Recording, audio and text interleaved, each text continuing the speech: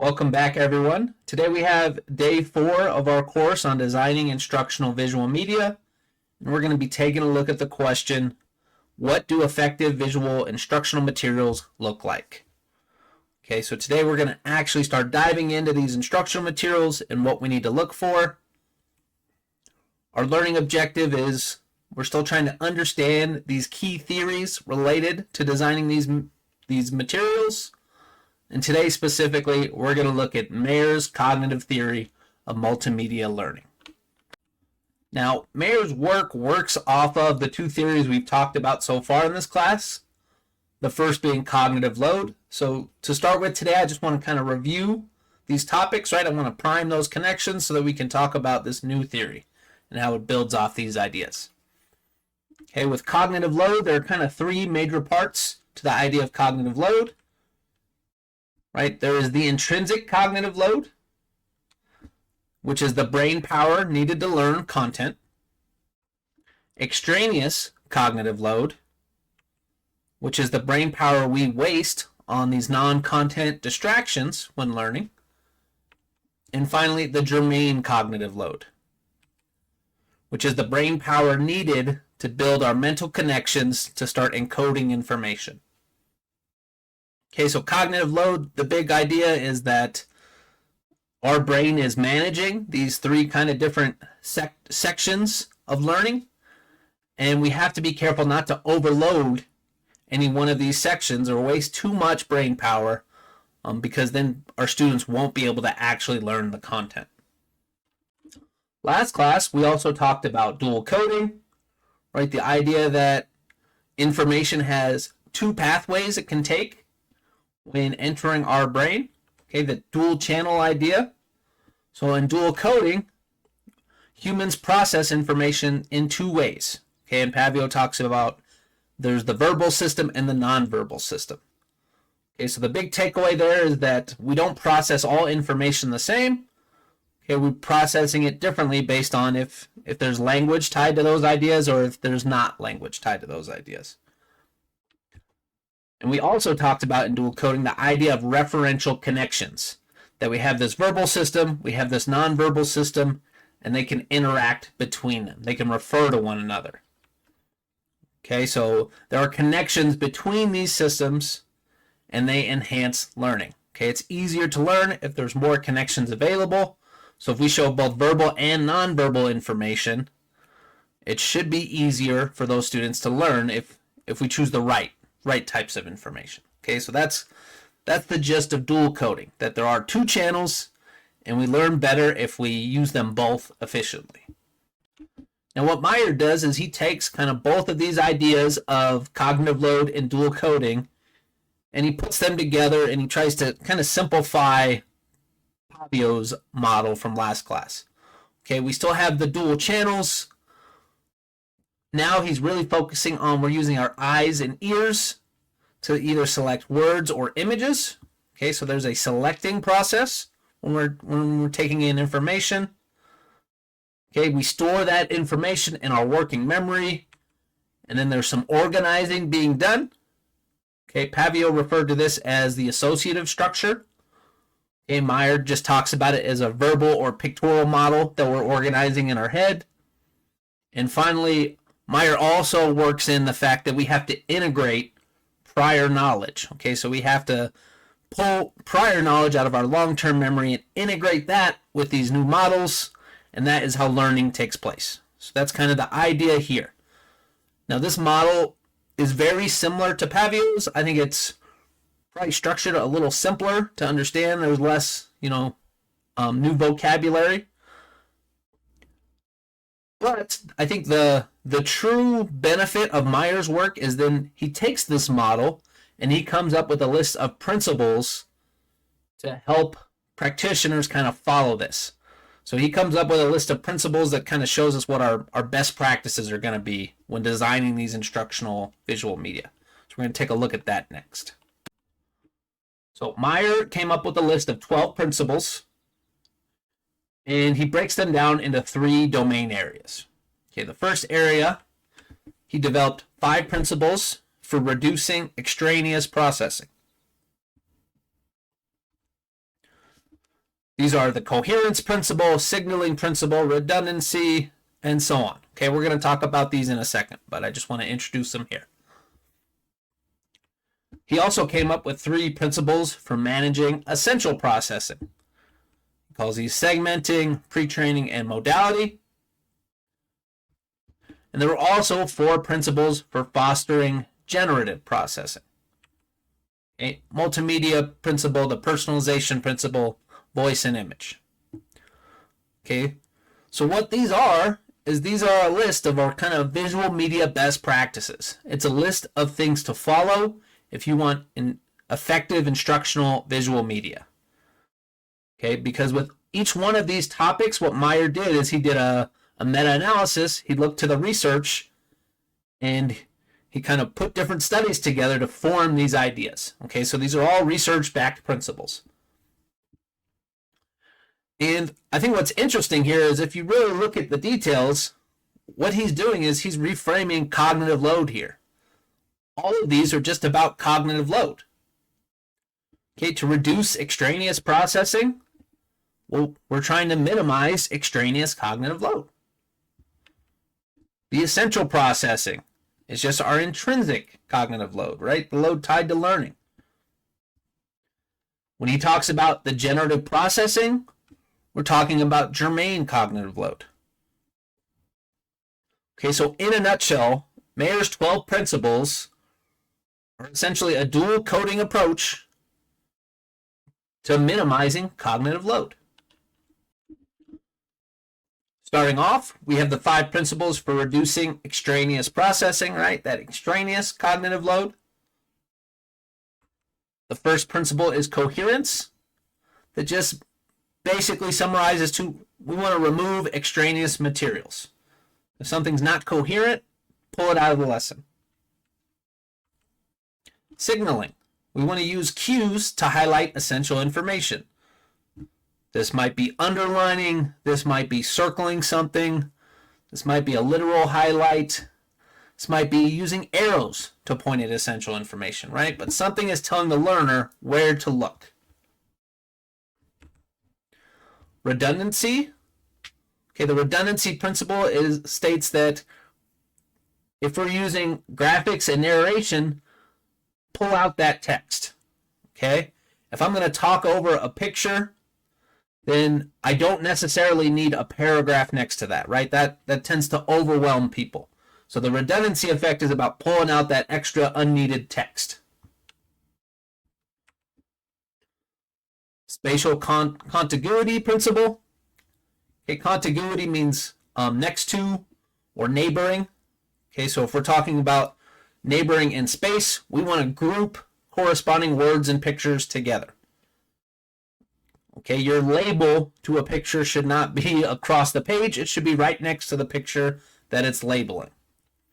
Right? And they also talk about when you're doing keys for maybe diagrams. If possible, put the key in the picture, right? Include the labels on the picture itself, not somewhere else so that the learner has to keep looking back and forth at the key and then at the diagram.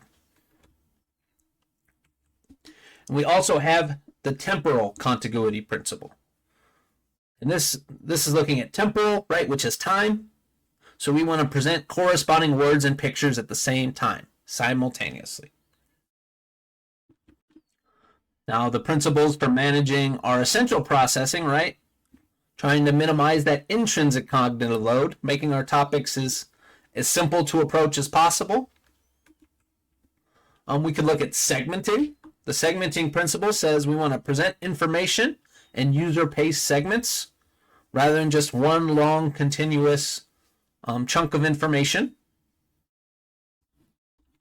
Right? This could mean in a video, maybe you're making smaller videos rather than one long video, or maybe you're using YouTube's ability to kind of break your video into chunks so that students can jump around, right? Those would both be great forms of segmenting. The pre-training principle says we should pre-teach names and characteristics of main concepts so that they're already familiar before students see them for the first time. So ideally, you're seeing these key concepts before the lesson starts, not for the first time in the lesson. The modality principle says use pictures and spoken words over pictures and printed words when possible. Okay, we want to use those ears for our learners. Okay, we know their eyes are looking at pictures. Well, they can't look at a picture and read text at the same time. So by speaking the words instead, we're using kind of the eyes and ears. We're adding that additional mode of information, right? That kind of additional channel to be able to pass information through. So when possible, use those spoken words, that spoken narration. And finally, we have the 4 principles for generative processing, right? And this is tied to that germane cognitive load, right? The cognitive load of connections and building those connections and encoding information. Here we have the multimedia principle, which just says using words and images over words on their own is beneficial, right? That's kind of the whole point of this class, is how do we bring those images in to enhance those words, whether it be text or audio. The personalization principle just states that we should speak in a conversational style. Okay, try not to be too formal, too over the top. You want to be able to relate to your learner and speak in a way that they can understand. The voice principle, I think this one might change as we see advances in technology, but the voice principle states to use a human voice over a machine voice. So Meyer did some research and he found that human voices performed better than kind of those robotic voices. But I think as AI continues to get better and better and better, I think the lines between a human voice and a machine voice are going to start to get real blurry in the future. So I'm curious how this one holds up over time. And our last principle, the image principle, says to prioritize relevant images over displaying the speaker. That just showing an empty talking head over a screen doesn't give the learner a whole lot of information. And if you can show them information relating to what you're talking about, that's going to be better than just showing the speaker talking in front of an empty microphone. Okay, so those are Mayer's 12 principles. It's kind of a checklist that you can think of as you're making your instructional visual media. Right, you can go through this before, you can go through this after to kind of see how you can clean up a presentation after you've made it. I know there's a lot of great stuff in here, some stuff that I should do a better job of. Even in this PowerPoint, I could have included a lot better images and that sort of thing. But it's always a work in progress where we're always just trying to get better. So on this slide, I do have a picture for you that kind of summarizes everything that I found from the Rollins School of Public Health. I will say they did mess up the images section a little bit. So if you're going to use this, I'm just going to make one little edit there.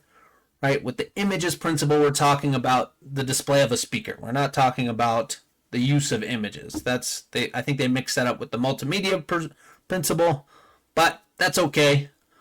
So here's kind of a quick cheat sheet if you need it. And then from here, the remaining tasks we have today, things I'd like you to work on. For the reading, I'd like you to dive further into these 12 principles. Okay, so I just found a good little write-up on Mayer's 12 principles that is probably a little more in-depth of a breakdown than I gave you here, so I'd like you to take a look at that. To extend your learning, we have a video option on the 12 principles from Hess. He's an instructional designer. I forget which university he's at, but he does a very good job explaining the principles, and he uses a technique called example, non-example in his video, and he shows you exactly an example of a good job executing the principle and a bad job, right? What to do and what not to do. So I would highly recommend checking that video out. It's a really good job, and it's a really good example of a good instructional video.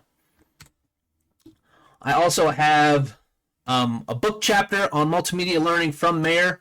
If you want to read about these multimedia principles in Mayer's own words, you can check that out. Like normal, we will have a practice quiz and a discussion. Okay, So we're still in the discussion phase. We'll do one more discussion. After discussion 5, we'll start getting into some projects. So if you're a little burnt out on the discussions, you're almost there. But that's what we have for you today. Let's pop over to Web Campus and take a look at what that looks like. Okay, so here we have module 1.4 that we're working on today. We have the PowerPoint notes. I have your 1.4 reading here, right? The video and the article option to extend that learning. We have our 1.4 quiz, and then let's take a look at our discussion. So with discussion 4, I would like to know, number 1, do you think Mayer's 12 principles appear useful? Right? Do they look like something you would use or not? And then I would like to know, in your educational experience, do you think these principles are usually followed or violated? Right? Were you watching those principles and thinking, hey, people do a good job of that? Or were you thinking, man, a lot of people have that wall of text on their PowerPoint? I know I thought that a lot going through my program. Our other questions, I asked you to kind of look at each section. So considering the 5 principles for reducing extraneous processing, I want to know, which do you believe will be the most helpful, essentially. Okay, and we're going to do that with each category. So out of coherent, signaling, redundancy, and the contiguities, what's the most helpful for you, do you think? Out of segmenting, pre-training, and modality, which do you think will be the most helpful? And the final category, multimedia, principal, personalization, voice, and image. Right? Just curious, what do you think will be the most helpful for you in your journey of creating these instructional materials? So that's what we have this week. Okay, next week we'll start looking at instructional images. We'll start off by talking about the types and how they communicate different functions and purposes. And then we'll get into creation of some of these images and editing and that sort of thing. So once again, let me know if you guys need anything, any questions. If you'd like to meet to discuss any of this, I'm pretty open. You just got to let me know. If not, I hope you guys have a wonderful weekend, and I will see you guys on Monday.